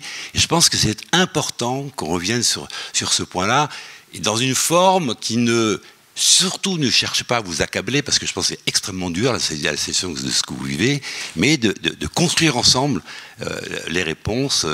Et là, l'EFC a pas mal avancé. Voilà, je voulais en tout cas vous remercier tous les 5, c'était formidable. J'avais les larmes aux yeux, Manon. Je suis Estelle, je suis accompagnatrice aussi d'un PTCE, et donc ma question, un pays de France, c'est pour vous, Luc. Vous avez parlé de faire de l'ingénierie de l'alliance.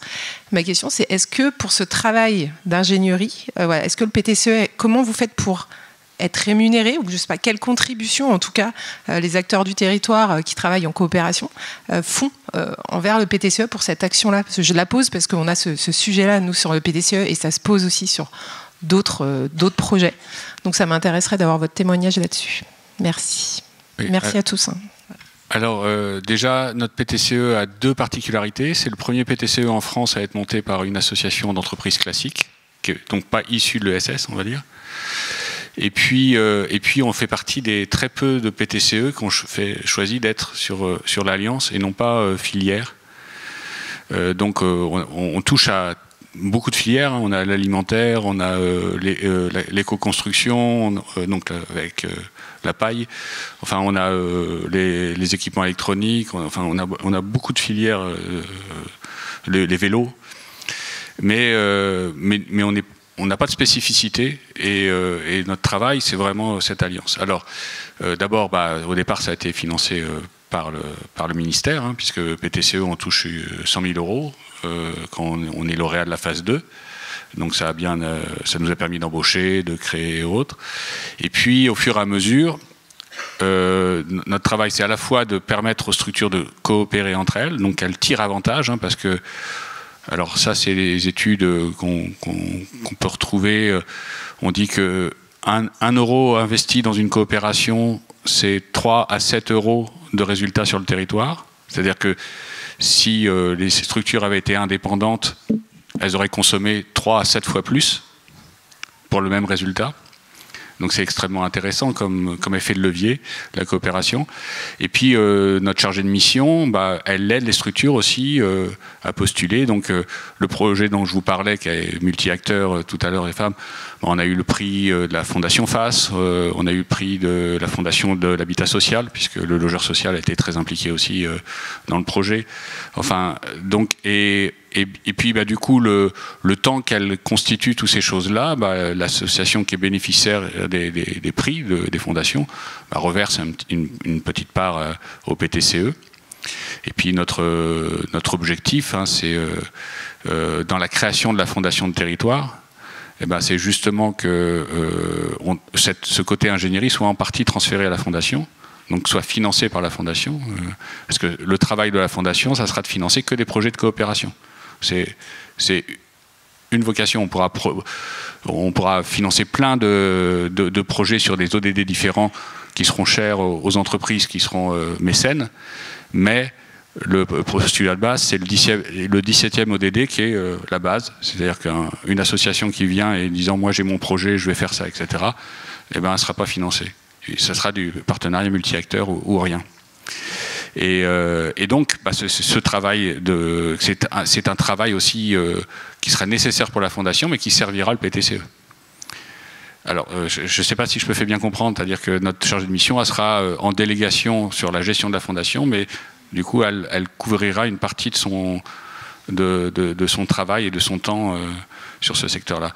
Et puis derrière, on est en train, je vous le disais tout à l'heure, de reprendre une friche industrielle. Le but de cette friche industrielle, c'est de rassembler sur une grosse friche industrielle des activités d'associations membres du PTCE qui sont étroits dans leurs locaux, hein, une ressourcerie qui n'a pas lieu de vente, c'est compliqué pour une ressourcerie. Voilà, notre activité vélo qui est en croissance et qui n'a plus de place, enfin voilà, plein de petites choses. Et bah, du coup, la reprise de cette friche va générer aussi un loyer. On espère qu'il pourra aussi financer une partie du poste. Enfin, on cherche à créer un modèle socio-économique qui ne soit pas uniquement très peu dépendant de la subvention. Voilà, c'est autonome. La fondation ne sera, au départ, on crée la fondation qu'avec des entreprises, des ETI et des grosses PME dont le siège social est sur le territoire. Maintenant, on va aller chercher des banques, enfin, sur le modèle de la fondation d'Orléans, dont je pense un des membres fondateurs est là. J'ai cru voir, mais on va aller chercher des banques, des assurances, etc. Mais notre priorité, c'était d'avoir une fondation de gens qui s'engagent sur la durée à des montants assez conséquents pour que les initiatives soient bien sur le territoire. Alors je sais pas, mais on va dans tous les sens, je ne sais pas si je réponds bien à la question. Mais... Vous aimeriez poursuivre les échanges, mais on va devoir tenir le timing, donc je vais appeler Sandro de Gasparo pour une mise en perspective, on a appelé ça plutôt qu'une conclusion, hein. Et Monsieur Godet qui voulait réagir pendant que Sandro arrive. Oui. Merci, parce que je sais que du coup j'ai eu pas mal la parole. Non, je voulais apporter deux choses. Alors, première idée, donc vous parlez de coélaboration, etc. Vous avez parlé de démocratie sociétale. Nous, à la région Centre-Val de Loire, c'est aussi un pilier de notre politique. On parle de démocratie permanente qui s'appuie sur deux jambes. La première, c'est comment en fait on permet aux acteurs de s'organiser eux-mêmes, etc. Le monde associatif, pour aller très vite, je le fais très très vite, mais voilà, et qui sont des ferments de la démocratie dans nos territoires et sur lequel il faut qu'on s'appuie, et voilà. Et puis le deuxième, c'est la question de la coélaboration. Vous avez parlé de ça, de la consultation, concertation de tous ces gens. Quand on construit une politique publique, je pense qu'on le fait plutôt, voilà, je pense même qu'on le fait plutôt bien. Et d'ailleurs, je tiens à dire que la coélaboration, elle a aussi une limite. Je pense qu'à la fin, ça doit quand même être l'institution, la puissance publique qui assume sa politique et qui aussi, parce que chacun doit être à sa place aussi à la fin, dans un rapport d'indépendance les uns vis-à-vis des autres, ce qui n'empêche pas des alliances, etc. Et puis la deuxième remarque, et ça sera ma conclusion, vous avez parlé du renoncement, etc. Moi, je rejoins assez Monsieur Delphos, et ça ne veut pas dire qu'il faut faire que ça, loin de là. Mais je pense que la transformation écologique, elle reposera sur la transformation des activités elles-mêmes qui existent, c'est-à-dire en gros le verdissement des activités actuelles. Elle reposera sur la création de nouvelles filières qui n'existent pas encore, et ça c'est un enjeu majeur pour nous, côté développement économique à la région, mais elle reposera aussi sur des renoncements de ce qu'on fait. Moi j'ai deux exemples en tête. La première, c'est au sud de la région, il y a Aiguzon. Aiguzon, il y a un lac qui aujourd'hui chaque année a des cyanobactéries qui l'empêchent d'avoir un espace de baignade, alors que c'est l'histoire du territoire, hein. Je ne sais pas si vous êtes déjà allé à Aiguzon, mais c'est un endroit où c'est les vacances populaires, etc. Avec beaucoup. Et donc là, je suis désolé, il faut réinventer. Ça ne veut pas dire qu'il faut arrêter l'activité touristique, mais à un moment donné, il va falloir renoncer à la baignade parce que pour des raisons tout à fait physiques, chimiques, voilà. Et donc ça, c'est quand même, il y a des choses sur lesquelles il va falloir qu'on renonce et donc qu'on réinvente des choses. Et puis la deuxième chose, c'est dans les perspectives financières et budgétaires, par exemple aujourd'hui, et je le dis tranquillement parce que c'est un sujet un désaccord qui est connu de tous. Donc nous, on est en majorité à la région, avec différents groupes politiques, et donc il y a un désaccord qui est historique, c'est sur financer ou pas les lignes de transport aériennes et les lignes de transport passagers. Et ben aujourd'hui, à Tours, la région, elle finance chaque année plus d'1 million d'euros les transports pour Ryanair. Et ben moi, je pense que quand on a 50 millions à trouver, et ben ça fait partie des choses. Et vous verrez. Et vous verrez que c'est pas gagné. En tout cas, on voit, il y a une vraie volonté de transformer les politiques publiques. C'est dans le titre, dans votre titre, et c'est pas souvent qu'on voit ça. Donc, merci. Sandro, c'est à toi. Tu as moins 3 minutes. Très peu de temps. Merci beaucoup à vous. Juste un petit mot, parce qu'il y a déjà beaucoup de choses qui ont été dites, donc c'est pas pour en rajouter. Partons avec tout ça, tous ces témoignages, ces questions et ces pistes aussi pour aller plus loin. Juste pour vous rappeler aussi que cet après-midi se tient l'Assemblée générale de l'Institut européen de l'économie de la fonctionnalité de la coopération, que ça va être l'occasion, et à laquelle vous êtes tous et toutes invités, adhérents ou pas adhérents, c'est aussi un espace pour se retrouver, pour mieux connaître les activités de l'Institut, éventuellement aussi s'engager davantage dans le travail commun. Cet après-midi, ça va être l'occasion aussi de mettre en discussion, de commencer à faire vivre un nouveau projet associatif qui a été élaboré pendant 1 an avec un travail très important des administrateurs et puis de l'espace de l'interclub aussi avec les clubs territoriaux EFC. Donc c'est aussi un nouvel élan au bout de 10 ans qui va s'ouvrir et qui résonne beaucoup avec aussi l'affirmation ou la réaffirmation d'un ensemble d'orientations qu'on souhaite donner au développement de notre communauté. Et avec 3 questions clés comme ça qui me semblent résonner beaucoup avec ce qu'on a entendu ce matin et plus largement pendant les 2 journées. Tout d'abord, la question culturelle. Et on l'évoquait hier matin, Christian, on a fait une revue de presse, une rencontre avec la presse, et Christian insistait beaucoup, en fait, c'est d'abord une question culturelle. Ensuite, il y a plein de questions techniques, juridiques, sur lesquelles on a besoin de traiter, de construire aussi des savoirs, des pratiques, mais c'est d'abord une question culturelle, de pouvoir se projeter aussi dans la possibilité d'une alternative possible, de le construire, ce travail aussi sur un autre souhaitable, de le mettre aussi en discussion pour que, à côté des contraintes qui s'imposent de plus en plus à nous, il y a aussi quelque chose d'un nouveau possible en fait qui s'ouvre et qui permette de recréer aussi de l'engagement, de l'élan, de la joie. Et moi, j'étais vraiment à plusieurs moments très ému, jusqu'aux larmes, hier soir, ce matin, des moments avec Manon. J'ai ressenti beaucoup de joie, le fait d'être là. Et ça, c'est aussi une dimension comme ça culturelle d'espérance, en fait, à partir d'une mise à distance de tout un héritage qui est en train de nous mettre dans le mur, et le fait de pouvoir aussi ouvrir une nouvelle orientation possible, et donc aussi souhaitable. Et après, on verra comment on y arrive. Le deuxième enjeu est celui de l'échelle de l'action. Et je pense au propos de Patrice d'hier, le fait on a besoin de repartir par là où il y a du pouvoir d'agir, là où on peut regagner, redonner du pouvoir d'agir aux personnes. Et c'est tout l'enjeu pour nous du rapport au travail, à l'activité de travail, à ce qu'on appelle le travail réel. Qu'est-ce que font déjà les gens ?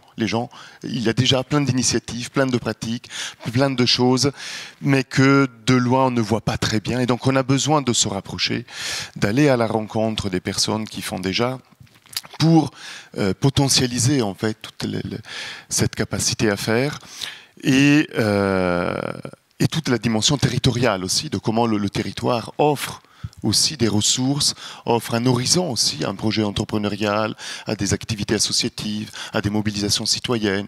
Voilà, comment le territoire est le bon horizon en fait, qui permet de faire jouer la proximité, la coopération, le partage aussi de ressources communes qu'on peut développer par l'action conjointe.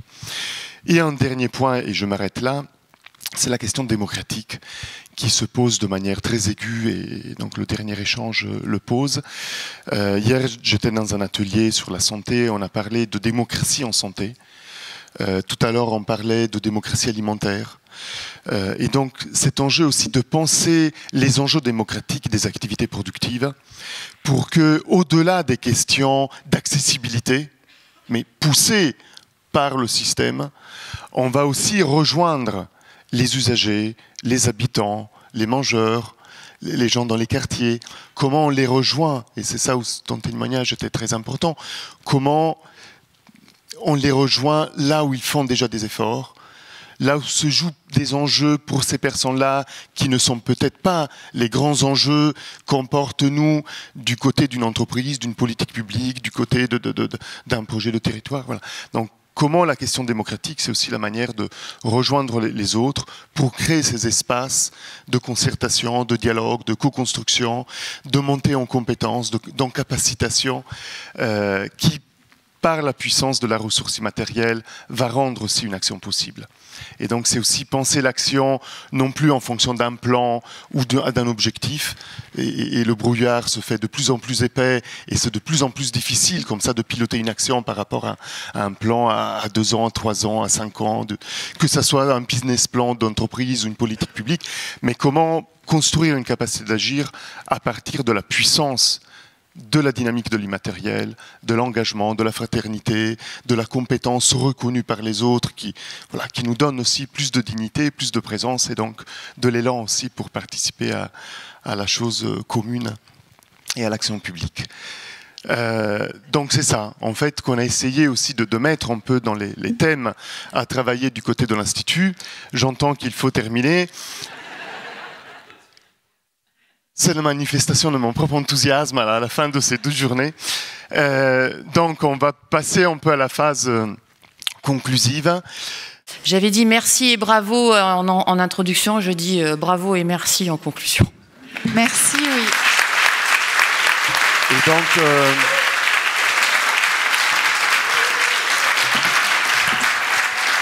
pour conclure, juste une toute dernière petite séquence un peu de célébration. Et pour conclure, j'aimerais bien inviter en fait sur scène une personne qui s'est peu exprimée ici, qu'on a un peu entendu dans la salle, mais à qui on doit beaucoup. Christian, est-ce que tu montes avec nous pour clôturer les universités? J'aimerais bien inviter Thibaut et Isabelle, mes compères du bureau de l'Institut et du comité d'organisation, toute l'équipe Necoe. L'équipe Necoe et les bénévoles. Céline Douchet. Céline, est-ce que tu peux venir? Qui a fait un travail remarquable avec beaucoup d'engagement pour tenir tous les supports de communication.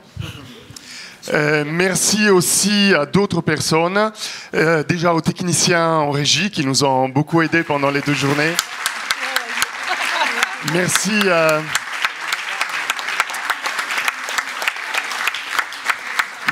à Nina, la traductrice qui a facilité aussi la communication avec nos amis brésiliens. Merci beaucoup Nina.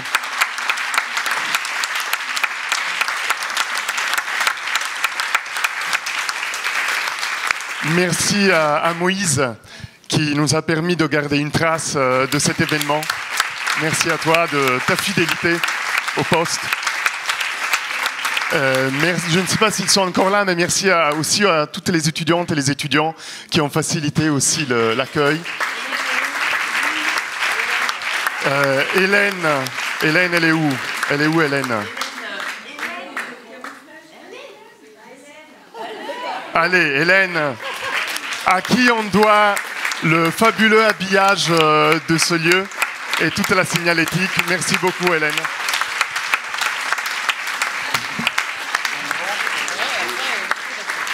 Et vu qu'on est un peu en période de JO avec un peu ces questions de passation de flammes, comme l'an dernier, on peut d'ores et déjà vous annoncer le rendez-vous de l'année prochaine. Et donc je demande à Sébastien de nous rejoindre.